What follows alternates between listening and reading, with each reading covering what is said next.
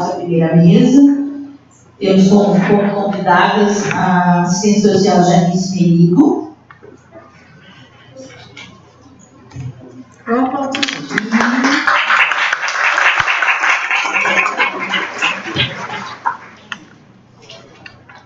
E também assistente social a Rúbia dos Santos Ronzon.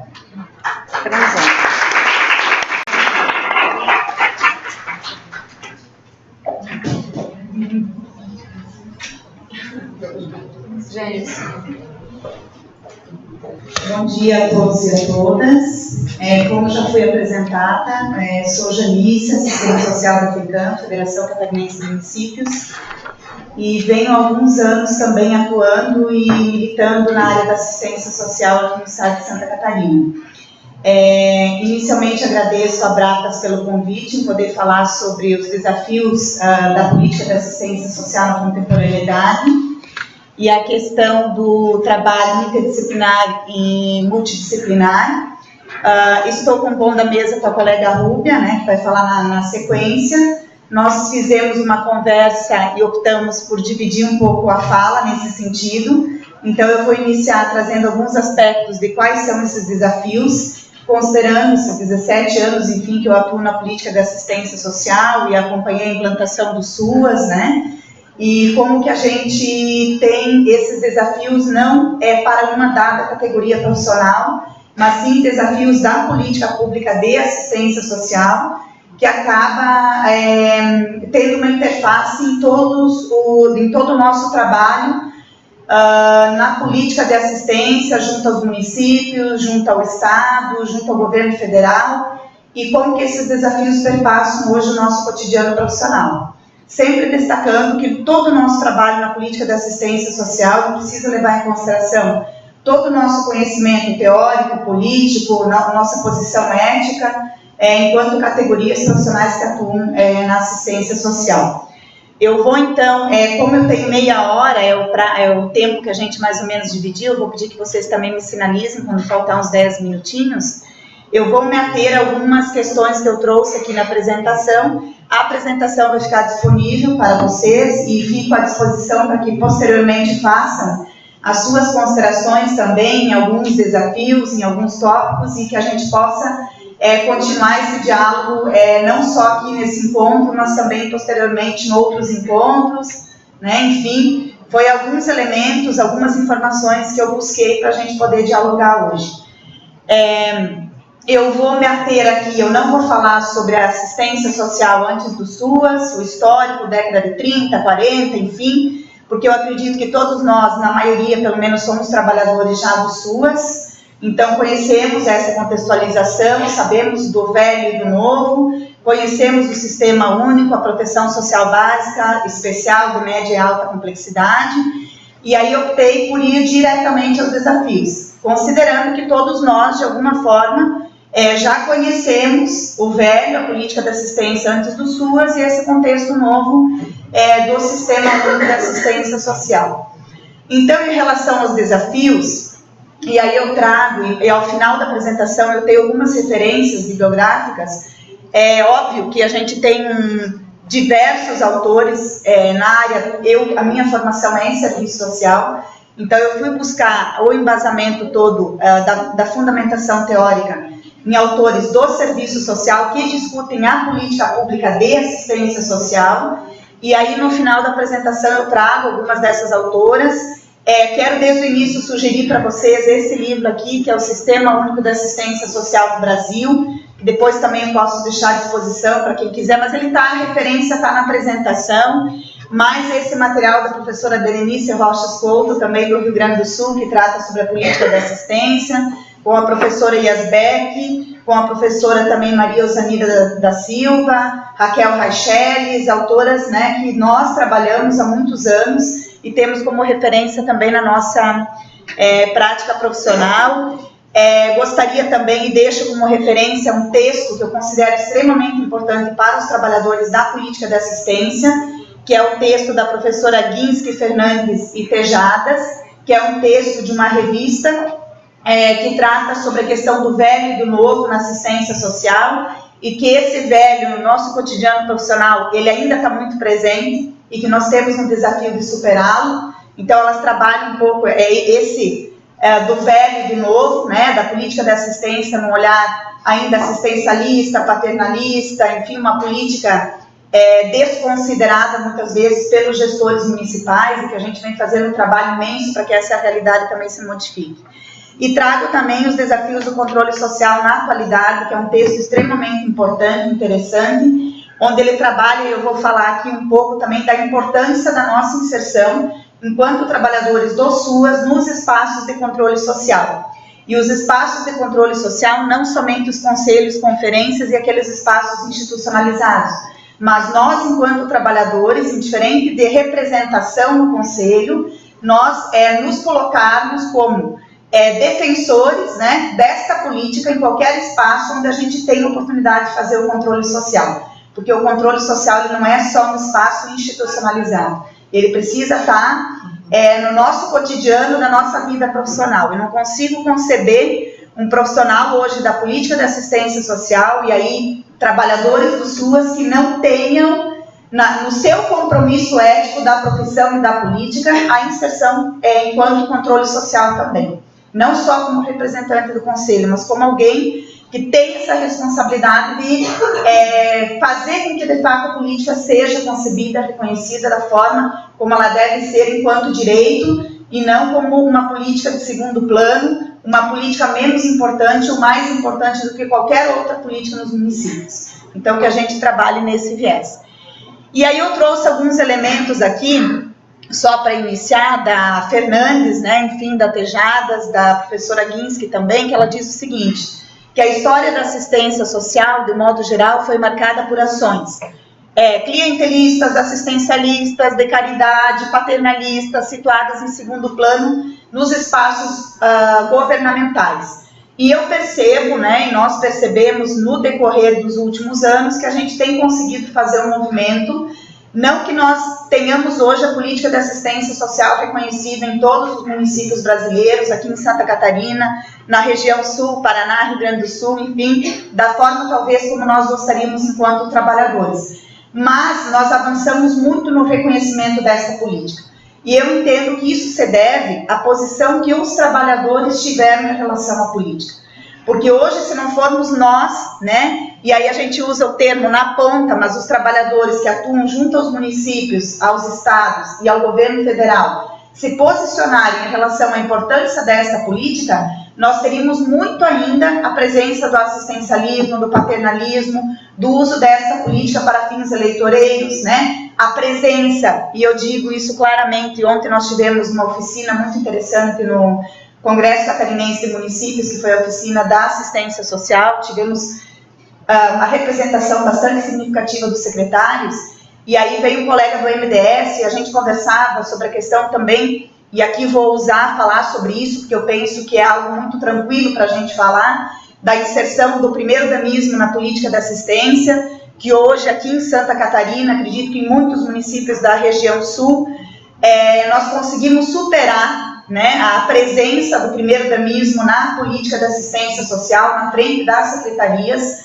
Nós temos ainda algumas, mas são pouquíssimas a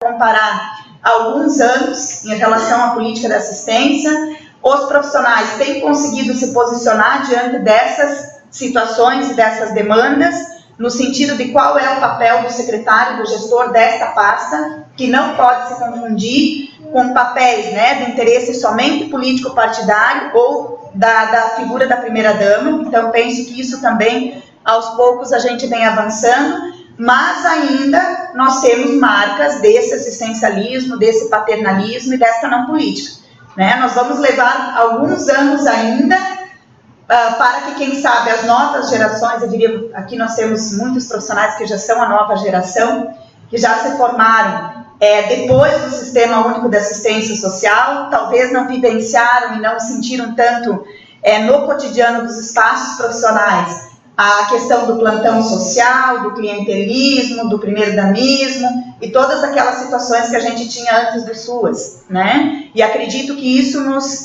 fortalece para poder construir uma política de fato, com a identidade da política pública. Volta só um pouquinho. Aqui eu já falei da história da não política, enfim, nós precisamos nos empoderar no sentido de que a política de assistência social é tão importante quanto qualquer outra política nos municípios. Ela tem a mesma importância que a política de saúde tem, que a política de educação tem, que a política de esporte e cultura tem, e todas as demais políticas.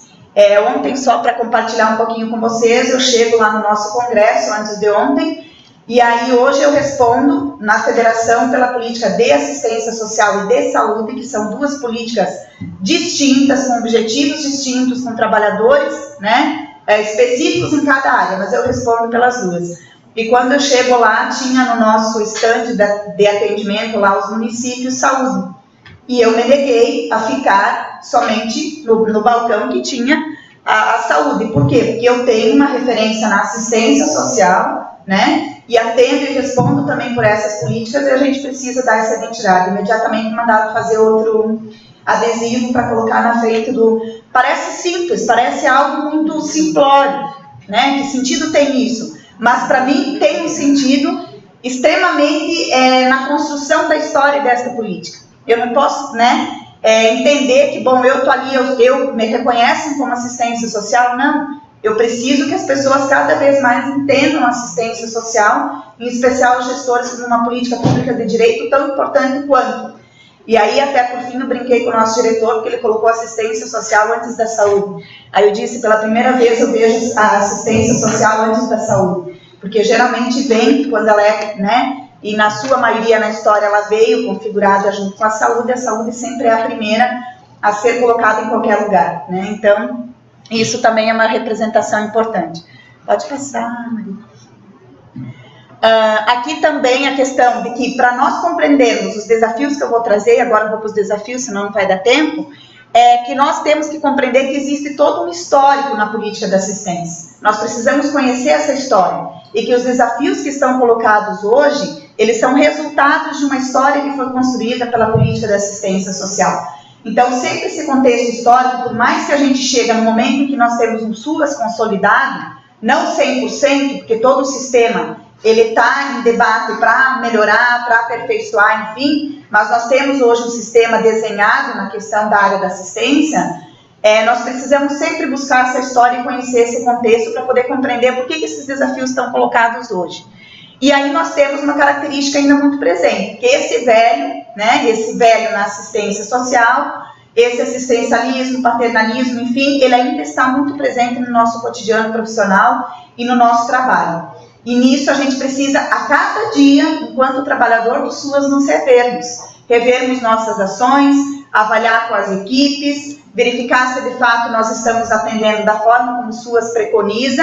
E o SUAS, ele não é algo que está dado e que a gente vai se ater somente nas normativas colocadas pelo Ministério. Nós temos que tê-lo como base, né, na nossa orientação, mas ele é embasado de diversos conhecimentos teóricos que embasam todo esse nosso cotidiano profissional, essa nossa prática, e que nós temos que sempre nos mantermos como trabalhadores politizados. Nós não podemos sermos gestores ou trabalhadores simplesmente tecnicistas, que nos embasamos na questão das normativas que nos são colocadas, sem estarmos no posicionamento político, no sentido posicionamento político de garantia de direitos, reconhecendo a assistência social enquanto uma política pública de direito e não mais no limbo que ela era reconhecida ou que ela estava.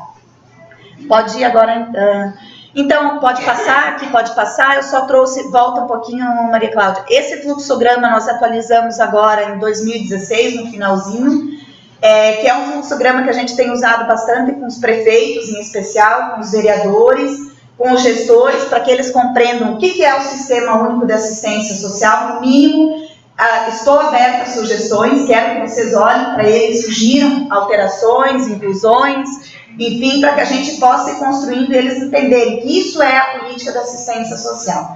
Porque nós não queremos mais que todas aquelas demandas de outras políticas permaneçam na política de assistência, que a gente tenha que dar conta de situações que hoje não nos cabem mais, porque já estão muito claras dentro desta política. Pode passar, pode passar. Aqui eu só retomei os objetivos da política. as seguranças afiançadas pelo SUAS, pode passar, e o público-alvo, para entender o quê? A importância de que pode passar, Maria Cláudia, que esses desafios, todos esses desafios, objetivos, o público-alvo, enfim, né, ele exige dos profissionais, ele aponta alguns desafios, então, para nós, enquanto trabalhadores do SUS. Levando sempre em consideração os objetivos da política, as seguranças afiançadas por essa política e o público-alvo dessa política, que eu entendo que diante do objetivo, das garantias do SUAS e do perfil dos usuários dessa política, não é possível nós trabalharmos, não fortalecermos e não trabalharmos de forma multidisciplinar, interdisciplinar ou psicossocial mais nessa política, como nós fazíamos há 15 anos atrás, né? Onde tinha somente um profissional que fazia o atendimento de todas essas demandas que o usuário trazia e que muitas vezes ela é de questões materiais, de questão psicossocial e várias outras situações que uma categoria sozinha não dá conta de atender ou de trabalhar junto com a família para a superação dessas situações de vulnerabilidade social. Então, os desafios. Eu tentei elencar alguns eu trago algumas fundamentações que embasam, outros eu só pontuei porque não ia dar tempo de falar de todos. Então, depois a gente deixa para que a gente possa continuar esse diálogo num outro momento. A primeira questão que vem ainda na política de assistência é a questão das garantias das secretarias próprias de assistência social e o Comando Único. Infelizmente, o Comando Único da Política de Assistência, ela não é uma prerrogativa, uma condição para que os municípios recebam cofinanciamento federal e estadual. As condições para que o município receba cofinanciamento e ele execute a política é ter o plano, conselho e fundo.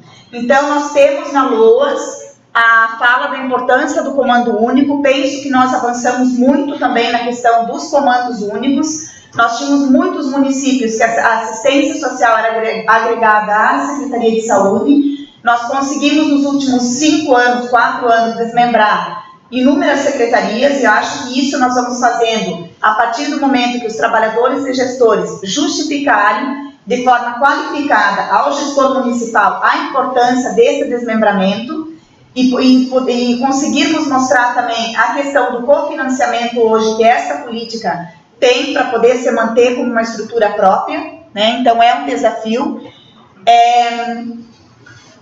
Eu não vou trazer as fundamentações que eu coloquei, eu gostaria que depois vocês retomassem, porque senão eu não vou chegar ao final da apresentação.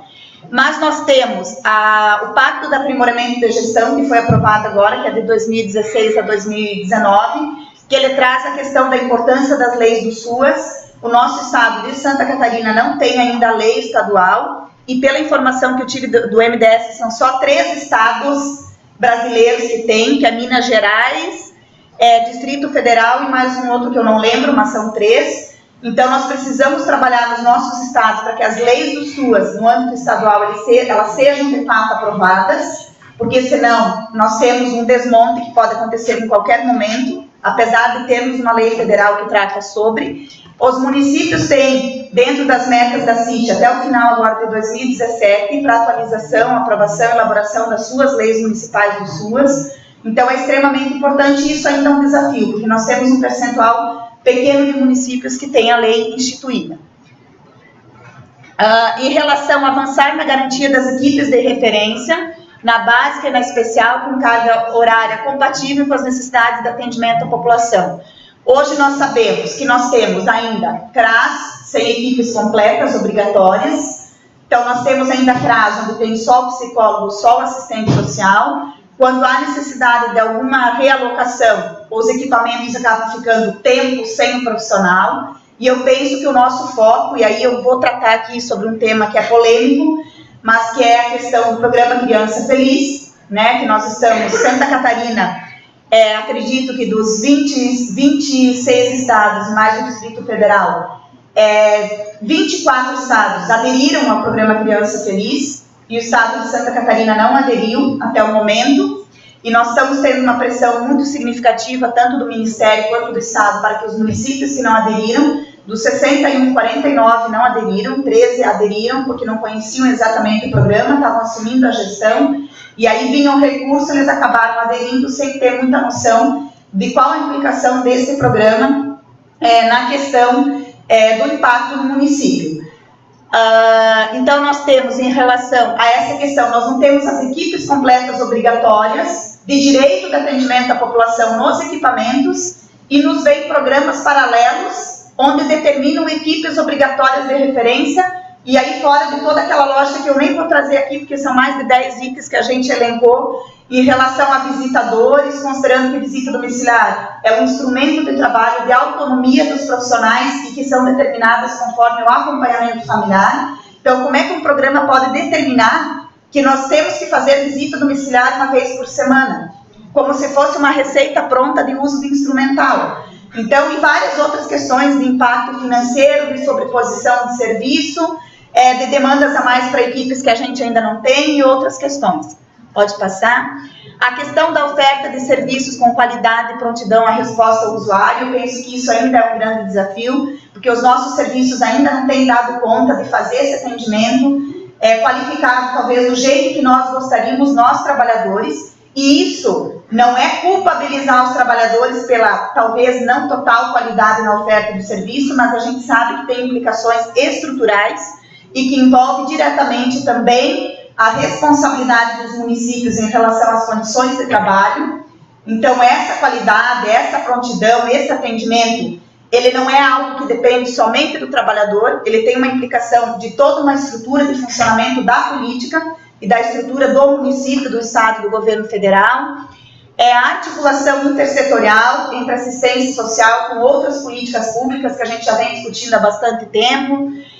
É olhar a capacidade de estabelecer um diálogo entre as construções teóricas e a dinâmica da realidade do cotidiano, porque hoje a gente tem toda uma discussão de diversas construções teóricas que a gente precisa também se apropriar, fazer essa análise, trazer ela para a nossa realidade e poder avaliar até que ponto ela contribui para que a gente sempre esteja qual é a direção e a principal questão em relação à política de assistência. Ela precisa se concretizar enquanto uma política de direito.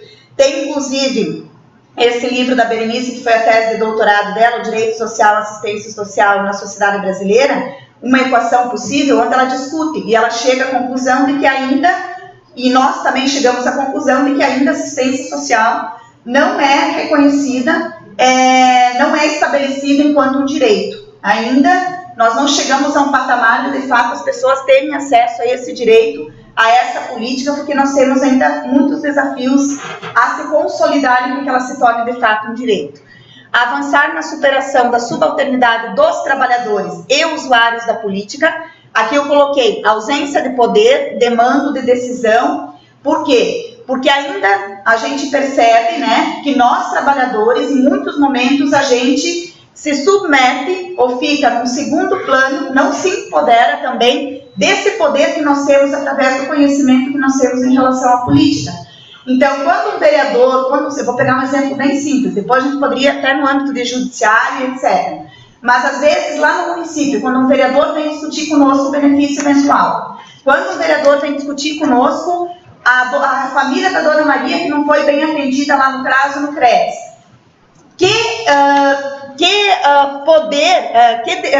conhecimento, que justificativa nós temos para fazer toda a defesa dessa política e da ação que nós fizemos em relação àquela família. Então, nós temos que parar e também, porque em alguns momentos nós, trabalhadores, nos sentimos menos importantes do que qualquer outro cidadão, E aí, cidadão, quando eu falo, quando o prefeito vem se posicionar conosco, quando o vereador vem se posicionar conosco, quando qualquer outro profissional de um poder que a gente entende que seja um poder maior do que o nosso, e na verdade o poder judiciário, executivo, eles andam no mesmo nível de poder, e nós sempre entendemos, e historicamente fomos submetidos a importância de poderes superiores à política de assistência, então nós precisamos também nos posicionar em relação a isso. Pode passar, Maria. A questão do usuário compreender que ele tem direito e que os serviços ofertados e benefícios não são favor. porque ainda nós temos uma gama enorme de usuários que entendem que a assistência social é favor, e nós precisamos, no nosso trabalho, fazer esse trabalho socioeducativo, esse trabalho de politização do usuário, para que ele compreenda que a assistência social não é favor e que nós não estamos ali fazendo nenhum favor no atendimento, na prontidão e na oferta do serviço ou benefício. Eu sempre digo, é um sonho um dia nós termos um usuário que chega no CRAS e que chega, eu vim porque eu quero conversar com a psicóloga e o assistente social, enfim, eu estou passando por uma situação lá na minha casa, vou pegar um exemplo bem simples. E aí a recepção diz, não, aqui o nosso CRAS está sem psicólogo, ou o nosso CRAS está sem assistente social. E aí ele possa dizer assim, não, mas eu tenho o direito de ser atendido por uma equipe psicossocial. Então eu vou lá na porta do prefeito, eu vou lá na Câmara de Vereadores, eu vou lá no Conselho de Assistência e vou reclamar esse meu direito, porque eu não vou ter um atendimento de qualidade e que é um direito que eu tenho de ter um atendimento psicossocial. Então nós queremos chegar no momento em que o usuário ele vai reconhecer a assistência social, os serviços e o atendimento que ele tenha de forma enquanto um direito. A questão da assistência ainda, ainda nós temos a questão do plantão social presente em algumas situações, nós temos ainda algumas ações pontuais, ainda nós temos CRAS e CREAS, e quando a família passou pelo CRAS e foi para o atendimento do CREAS, agora a família não tem mais nada a ver com o CRAS, ou quando ela vem do CREAS para o CRAS, encontra a referência, o CREAS não tem mais nada a ver com a família, como se fossem portinhas que a gente abre e fecha, e que a família vai indo, e que as equipes que ela teve um vínculo, teve um acompanhamento, ela acaba desvinculando totalmente. Eu trago aqui depois, vocês podem retomar os embasamentos, pode continuar. A regulamentação dos benefícios eventuais, que é uma discussão ampla que a gente vem fazendo no Brasil, e aqui no estado de Santa Catarina. Os municípios não têm mais como trabalhar sem a lei que regulamenta os benefícios eventuais. Nós não vamos conseguir superar a lógica do benefício eventual como algo assistencialista, utilizado em troca de voto, utilizado para fins eleitoreiros, se nós não normatizarmos a questão dos benefícios eventuais dos municípios. Existe também, aqui no caso, no estado de Santa Catarina, o SES fez uma resolução sobre o assunto, e um dos critérios, a partir de 2008, para que o município receba cofinanciamento para benefício eventual, é ter a regulamentação dos benefícios. E que eu penso que é um critério mínimo. Não tem mais como os municípios receberem recurso estadual, porque é competência somente dos estados e municípios, sem ele ter uma regulamentação com critérios claros, estabelecidos, e com toda uma lógica formal, formal no sentido legal, de oferta de benefícios e não algo à reveria que a gente entrega da forma que entender que tem que conceder ou entregar o que o usuário entenda que ele tem esse direito de acessar, mas que existem critérios para que se acesse. E que isso não é em troca de favor, ou em troca de voto ou outras finalidades. E aqui eu só trouxe um dado, eu fui buscar do Paraná, Santa Catarina e Rio Grande do Sul, e nós temos uma ausência bastante significativa dos estados no cofinanciamento dos benefícios eventuais, acaba ficando toda a responsabilidade dos benefícios eventuais para os municípios, mas é algo que está estabelecido que é também a responsabilidade dos estados. Então nós precisamos fazer com que o estado também cumpra a sua responsabilidade em relação ao cofinanciamento. Pode passar. Aqui eu tenho só essa fala da Potiara, que eu entendo ela bastante significativa, que ela diz que a não regulamentação dos benefícios eventuais, ele se caracteriza como um procedimento politicamente incorreto e traiçoeiro, conhecido como não ação governamental. E aí nós continuamos utilizando ele como ele sempre chegou na política de assistência social. E nós não fizemos todo o processo também, como a gente fala tanto em reordenamento de serviço, a gente não fez esse reordenamento em relação à questão dos benefícios eventuais, que é parte principal da política. Quando a gente fala em assistência social, ela executa serviços, programas, projetos e oferta benefícios. Então, ela faz parte dessa política pública enquanto direito do cidadão. Pode passar. Aqui, ocupar os espaços de luta e resistência dos fóruns, conselhos e movimentos. E fortalecer os espaços não institucionalizados de controle social. Aqui eu trouxe algumas referências também, mas é um pouco daquilo que eu comentei. Hoje nós temos espaços institucionalizados de controle social, que são os conselhos, que são as conferências, né? Enfim, só que esses espaços, muitas vezes, qual é a crítica que as autoras trazem, a Bravo e a Correia, em relação a isso?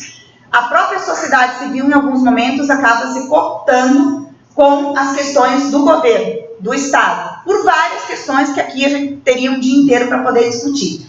E aí não existe um controle social externo, que é aquele controle social que não tem uma vinculação, uma responsabilidade dentro do conselho, ou que não é pago, que não tem, né? Então, essas nossas organizações, e aí eu trago como exemplo a Abrapas, a FECAM, outros movimentos, os próprios movimentos sociais que não têm representação dentro do conselho, nós precisamos ocupar o espaço das reuniões dos conselhos, porque somente os representantes da sociedade civil e do governo não vão dar conta de todos esses desafios que a gente tem enquanto uma ampliação de pessoas, de usuários, de trabalhadores e de entidades que lutam pela política de assistência.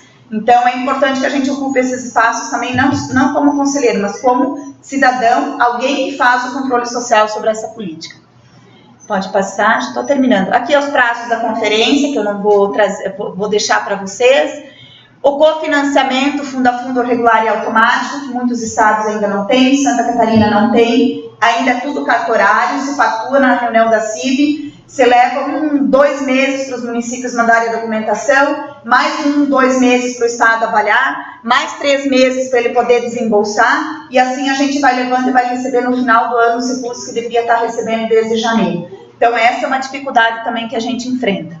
Reordenar a oferta de serviços e benefícios na lógica do direito. A gente precisa reconhecer benefício eventual como direito e não como algo feio na política, ou que a gente não queira trabalhar, porque o usuário vincula o nosso trabalho a um bem material. Eu, particularmente, não vejo problema nenhum, muito pelo contrário, que ele venha vinculando o meu atendimento à entrega de uma cesta de alimento, que seja uma autorização para que ele receba uma cesta de alimentos, mas que esse seja o espaço onde eu possa trazer para ele qual é a clareza, o que é aquele benefício, o direito que ele tem, e isso faz parte do meu processo de trabalho, do trabalho social com as famílias.